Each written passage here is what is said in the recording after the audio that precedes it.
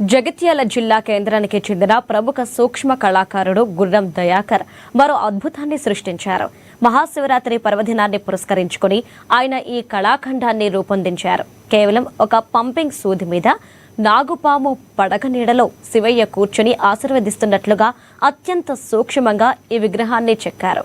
ఈ అద్భుతమైన విగ్రహాన్ని రూపొందించడానికి దయాకర్ పంపింగ్ సూదితో పాటు నైలాన్ పెన్సిల్ కలర్స్ను ఉపయోగించారు. 10 గంటల పాటు శ్రమించి ఈ సూక్ష్మ కళాకృతిని పూర్తి చేశాడు.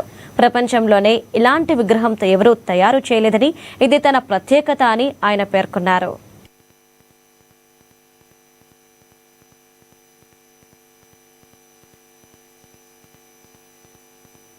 అమ్మా న్యూస్ ప్రేక్షకులకు మహాశివరాత్రి శుభాకాంక్షలు.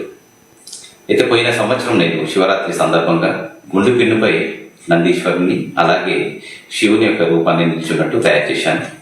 మరి ఈసారి ఇంకా కొంచెం స్పెషల్గా ఉండాలని సూది, పంపకాల సూది పైన శివుడు కూర్చున్నట్టు, అలాగే అతని పైన నాగుపాము పడిగే నీడతో ఉన్నట్టు తయారు చేశాను. మరి దీన్ని ప్రపంచంలో ఇదివరకు ఎవరు తయారు చేయలేదు ఇలాంటి విగ్రహాన్ని. దానికి నేను చాలా సంతోషిస్తున్నాను. ఎందుకంటే ప్రతి ఒక్క అకేషన్లో ఒక స్పెషల్గా ఉండాలని ప్రత్యేకించి ఆలోచించి ఇలాంటి విగ్రహాలు నేను తయారు చేస్తాను. మరి దీనికి నాకు దాదాపు 10 గంటల సమయం పట్టింది. అలాగే దీనికి నైలాన్ అండ్ పెన్సిల్ కలర్స్, మైనం ఇలాంటి పదార్థాలు వాడి దీన్ని తయారు చేశాను.